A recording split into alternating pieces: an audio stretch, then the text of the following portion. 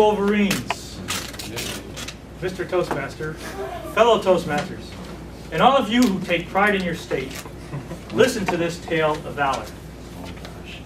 How many of you have ever taken a drive along US 12 through the Irish Hills? Maybe on a perfect autumn day with not a cloud in the sky and the colors in all their glory? How many of you were aware that you were driving along the Iron Brigade Highway? Well, you were. US 12 in Michigan is officially designated the Iron Brigade Highway.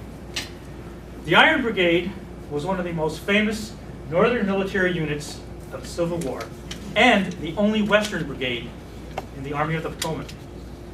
It started out with 4 regiments from Wisconsin and Indiana. It earned its title for its steadfastness at the Battle of South Mountain, which was a prelude to the Battle of Antietam.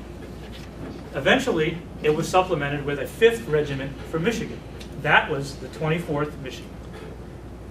The 24th was composed mostly of men from Wayne County and the city of Detroit. When it was formed in the fall of 1862, its first and only commander was Colonel Henry Morrow, a Detroit lawyer. Now, as you might guess, a regiment of 1,000 men needs a lot of space to camp and train. Does anyone have any idea where the 24th Michigan camped? 24th trained and camped on the state fairgrounds on Woodward, just a few miles from where we're standing right now. When it received its state and national colors, which was always a big ceremony accompanied with a lot of patriotic songs and speeches, it did so at Campus Martius, which is Latin for Marshall Field, but not department store. Men of the 24th, and the Iron Brigade for that matter, did not wear conventional Civil War uniforms like what we may have come to be used to,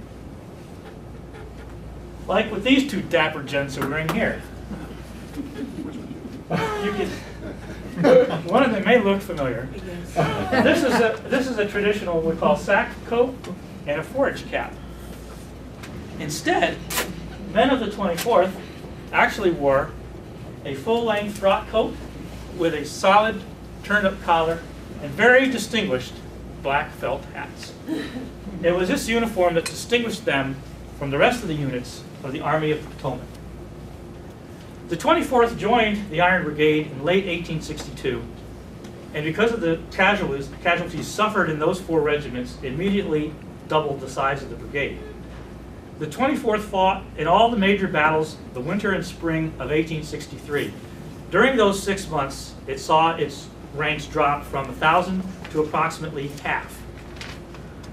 But its glory came on July 1st, when along with the rest of the Iron Brigade and the Federal First Corps, it became one of the first units to enter Gettysburg to hold off a growing Confederate force which would eventually grow larger than itself. It entered the field with 496 men of the original 1,000. It faced the Confederate onslaught for several hours, at times with the 2 lines being no more than 90 feet apart. To put this into perspective, a group of us went to a Tigers game last year.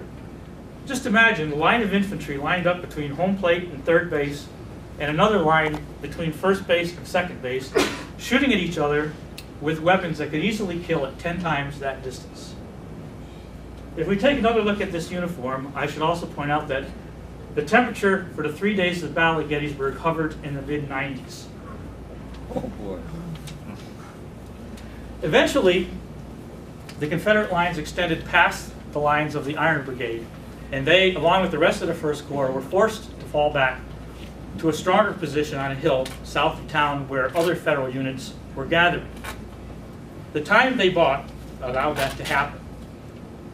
It is not an exaggeration to say that had the 24th not fought with the tenacity that it did, the Confederates could have captured those hills. There would have been no 2nd or 3rd day fighting at Gettysburg, and the Federal Army would most likely have had to withdraw to find a more suitable spot to fight. But the time that they bought was paid for at a very high price. 5 color bearers were shot. In a frantic effort to rally his men, Colonel Morrow picked up the flag and waved to to keep his disintegrating line together. Here's a picture of the 24th by one of the leading Civil War artists of today. You can see Colonel Morrill waving his flag, trying to rally his troops. And one of the more interesting juxtapositions of that battle, that red building that you can barely make out in the background is a Lutheran seminary, which still stands today and is still a seminary. Colonel Morrill himself was shot twice and captured, and he managed to escape 3 days later when the Confederates withdrew from Gettysburg. But what about the 24th itself? Of the 496 men who entered the battle the morning of July 1st, when roll call was taken the night of July 2nd into July 3rd, only 99 men answered the call. Oh my God. The 24th Michigan has the distinction of suffering the greatest numerical loss of any federal regiment of the 3-day Battle of Gettysburg. And those casualties were incurred only a brief period of hours on the first day. I hope that I've given you a greater appreciation of what a past generation of Wayne County residents sacrificed for the preservation of this country. I hope the next time you drive by the old fairgrounds, or take a nice casual walk across campus marshes, or take that drive on a beautiful autumn day through the Irish Hills, you'll stop and pause and think that there's more sometimes to a place than meets the eye. If you're ever in Gettysburg, the monument to the 24th Michigan is very easy to find, and I would urge you to stop and see it. Some of what I've told you is inscribed somewhere on that monument. Also, stop by the cemetery and pay your respects, not just to the men of the 24th, but to all of Michigan youth who gave their last full measure of devotion. As a former New Yorker, I pay homage to Michigan valor, and I hope that in some small way, by telling you their story, I am paying honor to their sacrifice. Forward, you Wolverines! Hold this line at all hazards. Mr. Toastmaster.